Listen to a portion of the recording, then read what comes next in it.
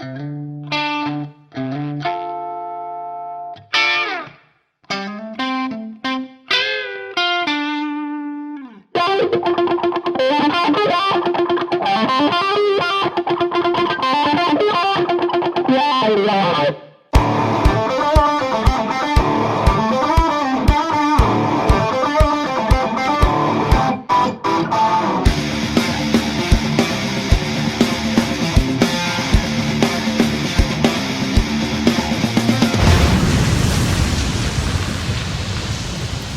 I'm Killian, and thank you for accepting this interview for Radio Normandy Rock. No problem. The first question is, could you introduce the band for those who don't know you yet? So we are Lionheart. We are from the Bay Area, California, San Francisco Bay Area, and yeah. Yeah. That's all I got. Lionheart, Northern California, Bay Area. That's it. That's That's there you it. Hardcore band. Perfect. Yeah, we're rocking, dude. Let's go. Okay. How was the band names was chosen?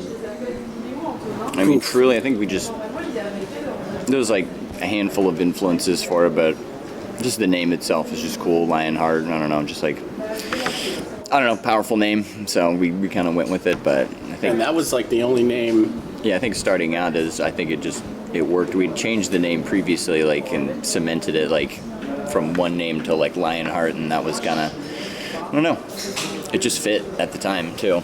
Okay. So, Wasn't it? It's always been Lionheart, though. Like, for this band, because Sky Yeah. Bleeds Red was the first name. yeah, it was just a different. But that was a whole different band, right? Yeah, exactly. And we changed the name, and Always been Lionheart. Mm-hmm. Yep. Okay. So it's the band's 20th anniversary this year. So what planned to celebrate this?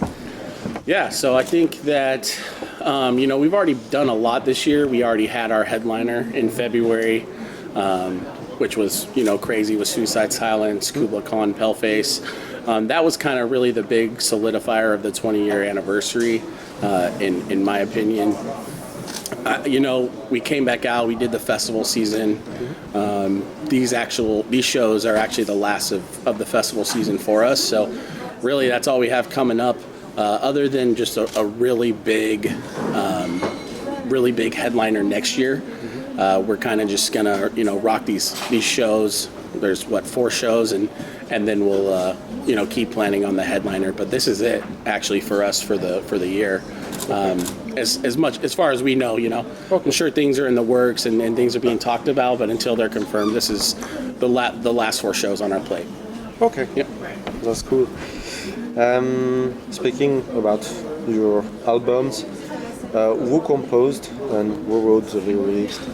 Yeah, so Rob and Evan Krejci, he used to be a live member. Now he's kind of just writes with Rob. Him and Rob do everything, most of the music. Rob definitely writes all the vocals, without a doubt. That's his thing, and he tells his story, best that he can with the music. But him and Evan have done the music part of it, and at least composing. For years now. Rob will send Evan voice notes, as simple as like stuff like that, Okay. And Evan will just kind of take it and put it into, pre-production form, and then Rob will go ahead and start doing the lyrics side. Sometimes Rob will just have lyrics already and then have a thought in his head of how the music should go with it, do the voice notes, get it back, and then kind of just play with it like that. You have anything to add to that? no, pretty much that, and then we just fine tune it as a band after like pre-production and stuff. Before we go in the studio, we just like play it and make sure everything sounds like normal as like a real band and stuff, and not just like on a computer. So yeah, it's worked. The process works. Definitely work out all the kinks, and still leaves room for like more ideas and stuff. But it's just kind of expedites the process as far as like not having to have all members in the room at the same time. So gets the riffs and the songs on the table, and then they're open for interpretation. You listen and you play live, and you go, hey, this would sound cool here. What if we did this? So yeah, it's a process that works for us, and I don't know, we enjoy it, and I think it definitely doesn't. It doesn't force us all to like have to like be in like a studio for like months at a time, or like, you know, writing for like, I don't know, extended periods of time. It's just a lot of back and forth, and it's pretty concise, and yeah, again, it just works really well for us. Yeah, I think, you know, us being able to get an almost final, you know, edit or almost final like track of something that they've created, and then all of us come into the studio and start, you know, jamming these songs out live, seeing how they translate live. I think that that's always been really important and efficient in the way that we have our, you know, our formula of doing things. So yeah, it's worked for us for years. So yeah, especially when people don't live near each other either. We all live spread out across the United States and Europe and stuff. So yeah, definitely makes the process easier. Yeah, I mean, me and him live in Chicago, you know, so we have a couple members in California, and then we have a member out here, or in Germany actually. So totally just really does, it's efficient. It's just efficient how we have the formula rocking right now. Okay, good. Who does the artwork for the album cover? So typically, this is something that Rob is really big in and really takes a deep dive with. We actually, I think, the Welcome to the West Coast 3 and Welcome to the West Coast 2 were done by the same person. Am I right? I think the photo for the second one was the same person. That's what I'm saying. Yeah, like I think like that type of artwork. So rather than kind of going in the arty, you know, like an animation way, Rob really is into like the true like live picture-esque kind of mindset when we kind of do our albums. Like Valley of Death, you know, that was still a real picture, but a little bit more on the animation end, I want to say, with like the the barbed wire and stuff. But you know, Rob really digs in deep with just kind of a vibe that he has in his head. I think he kind of pinpoints it to what the album's going to be about. So he just kind of takes a deep dive there and see who's best fit. Kind of gets samples back from people, reaches out, you know, gets their idea, see where they're at and their creative tip. So that's actually a super long process that he goes through too. We won't be at that. We won't get like an actual final until it's like just the deadline to get it in, because it's so important to us, you know. Like we take all the visuals super serious. So yeah, just another process that Rob has implemented in kind of when doing the new album stuff. Okay. Have you seen or planning to see any bands today? Yeah, I'm actually going to watch Deicide. Yeah. And I'll watch Venom Inc. They play right before us on our stage, so I'll watch both those bands. Other than that, I mean, there's a ton of bands that are playing like tomorrow and the next couple of days that I would have loved to see, but today, definitely them. I think Bob Villain, they're shout out to them. A couple of the homies in our camp went and watched them today. So, Jay. I just saw a band for the first time. Saw the Squid, so that was interesting. It was cool. It was a fun time. No, I didn't have any expectations for today. We flew in yesterday and kind of just been getting adjusted to the time change and stuff like that. So, no, just went out and listened to some music today. It's cool. Okay. Squid was cool.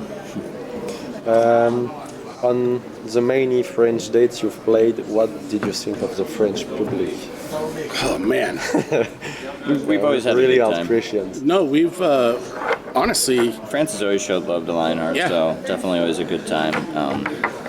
We've played around too. We've played North France and South and Yep. everything. We've always had, I don't know, good time. Played basements, played big festivals. So yeah, no. It's always been a good time. Played Paris a million times. Yeah. It's always crazy, you know, big city, but a lot of love there. So I don't know. No, for me personally, nothing against it. It's fun. I mean, it's a big ass country, so it takes a long time to drive through it. But other than that, shows are cool. People are nice. Yeah. The gas station could have a little more food in it, but it's a personal issue. yeah, no, yeah, I feel that, but no, yeah, every experience that I've ever had here has been great. Only except my main thing with Europe, you guys just like it super fucking hot, and you have no ice here, so.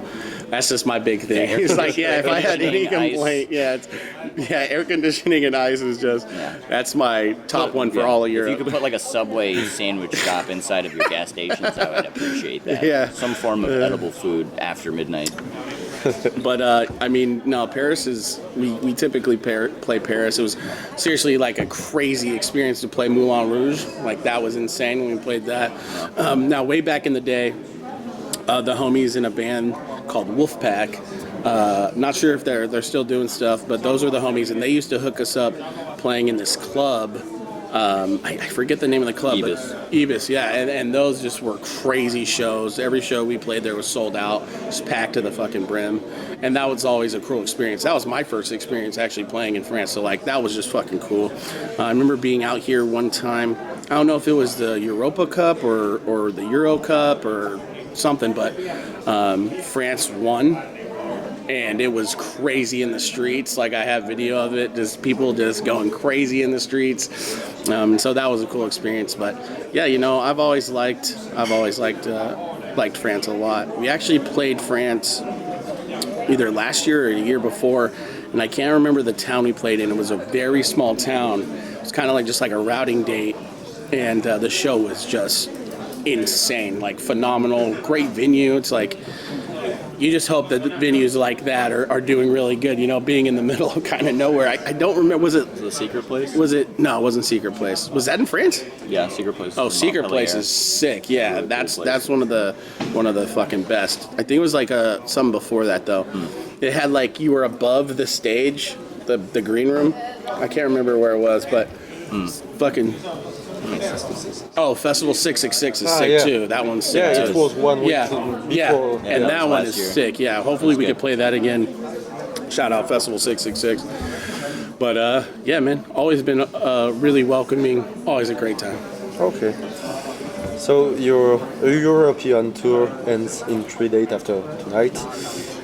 What are your plans after that? New Yeah, album, so- yeah. vacation, US tour. So we're pretty deep in the new album right now, writing the new album. That's definitely the priority right now. And then other than that, like I said, we're really focused on getting these shows out of the way. It's always a chance that we have other things coming up, right, this year, but we're really deep into the new album.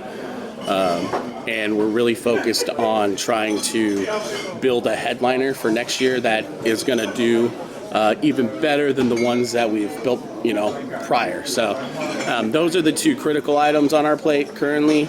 There's always, you know, other little pieces that have to be done in order to make those happen. So really that's the focus right now. And that's kind of new what's album, most important. New album written and, you know, hopefully out by next year, and then a massive Euro headliner, at least in Europe, by the end of the year, and then probably play around. You know, we'll do weekends or, you know, little weeks out and stuff, just, you know, nationally, and, you know, if we get opportunities to play in other countries, then we'll take that. So yeah, we definitely gonna chill though after this. It was a pretty busy summer, and we had our headliner in February. We did some dates with Kubla Khan in the United States. We played a festival in Canada, and then now we're doing our third weekend out here in Europe, or fourth weekend technically, third trip from the United States to come play in Europe. So very excited to wrap everything up. I'm really excited to play these final shows, and kind of feels like a nice end to summer. So yeah. Do you prefer to play live or festival? Say that one more time. Let me see the question, brother. Live or at a festival? Do you mean like a big show or a small show?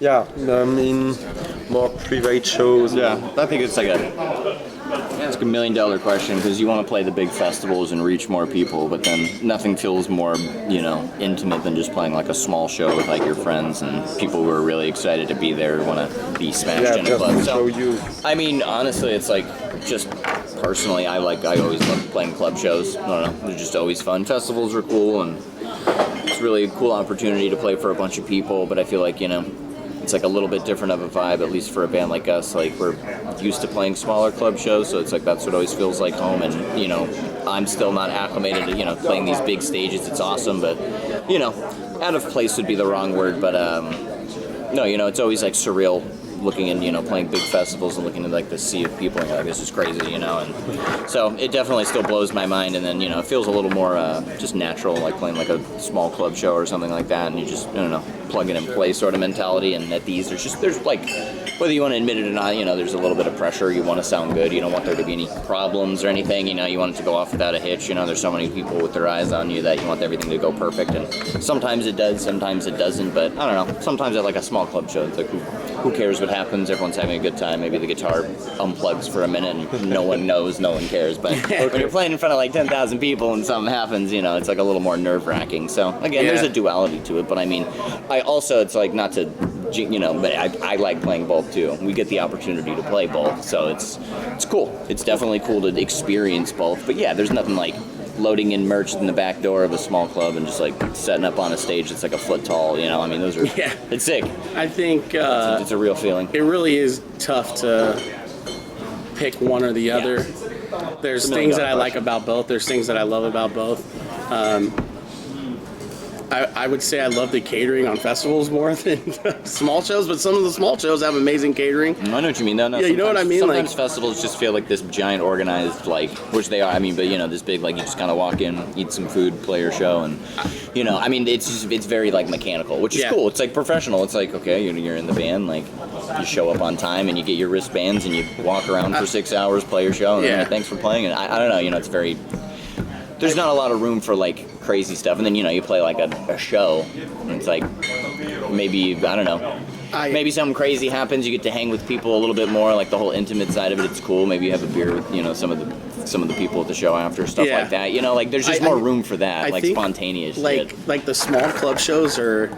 There's just a different element of fun. Like, absolutely. If you fuck up, it's like everyone's laughing, everyone's having a good time, Then you're playing a festival and you're fucking on these big stages, you fuck up, and it's just like, oh, fuck, I'm an idiot, type thing. It just doesn't feel good if something comes unplugged, or I don't know, you're only human, so shit happens. But, there's a lot more on the line. And it is cool playing in front of, massive thousands audiences of people.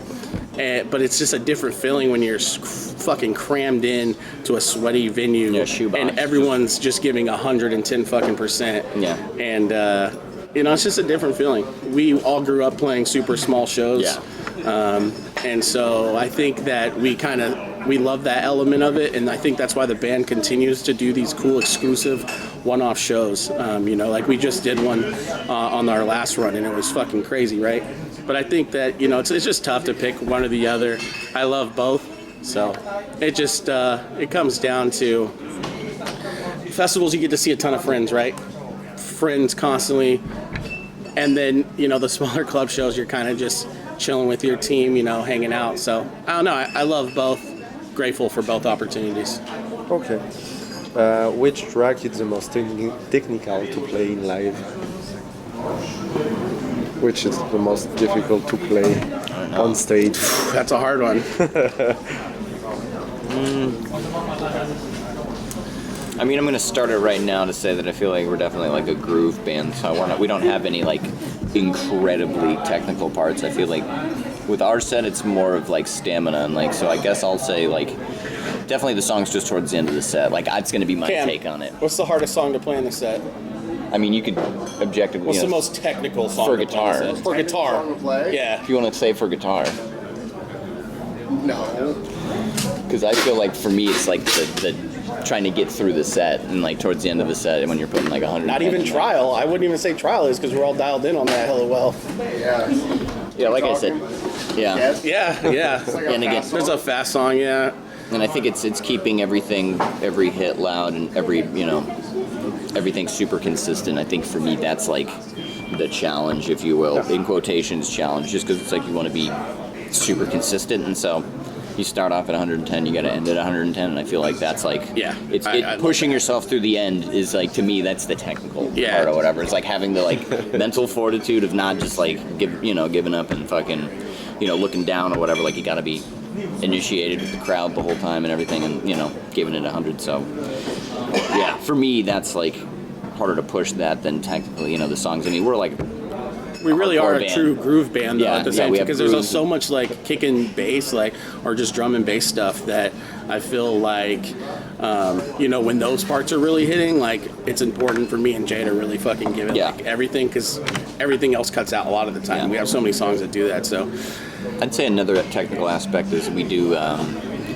we do a lot of like tour prep in the United States and here. Like we just like as far as technical stuff goes, we try and work out all the kinks. We try and work out a seamless set that kind of embodies like a live show while still kind of following, you know, a set list and everything, so we can still get the songs done and, you know, be on and off stage at the right times and everything, but, you know, still know what we're doing with still like a little hint of spontaneity to it, you know, like where we can still improvise if we need to, but, you know, all of that stuff, again, technically, like we do it all beforehand, so we try and get it all out of the way. Like, you want to be as live and fun as possible without sacrificing, you know, too much of like the what ifs, like what if we take a little too long here, you know, so yeah, that's my 2 cents is, you know, yeah.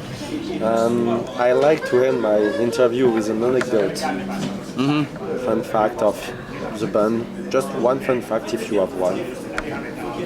Fun fact about the band. It could be a live fact or something else. A fun fact of the band. Yeah, if on the tour or This is When not you- really a fun fact, but something that I'm think is really cool is my brother Cameron came back into the band this year. he took a little break, and he doesn't apologize for that. But he came back into the band this year, and it's just been fucking cool to be rocking with him again. He was with the band in the early days when they were really first starting their shine out here, and now he's back. So. He's right here if you'd like to say anything, Brother Cam. Fun Thank fact. you for the kind words. And the fun fact. Fun fact, I shit myself on stage at Chain Reaction. See, I shit myself in England. Yeah. And it was like, who were we playing with? Bury Your Dead? And I shit myself first song. Intro. There's a fun fact. Yeah, 3 out of 5 yeah. members of Lionheart shit their pants on stage. Yeah, there you go. Fun fact. And Rob was like, he was so mad that we had to stop the show, and I was like, bro, I just gotta go wipe my butt. And so I went and wiped my butt and came back, and we fucking kept Spiraled rocking, out of dude. control. It was a fart that went too far. And, Fun fact. That's a fun fact, though, if you want that. really fun. Yeah, really Cheers good. to that. Yeah, really fun. Okay, so thank you very much for giving me some of your time. Of course, problem. dude. Of course. See you on stage tonight. Yeah, hell yeah. Just burn it to the See you. ground. Fuck yeah, dude. See you at Yeah. 2:30 a.m., Thanks so guys. much, man. Appreciate you. Seriously. Thank you. Thank you. Hey, seriously.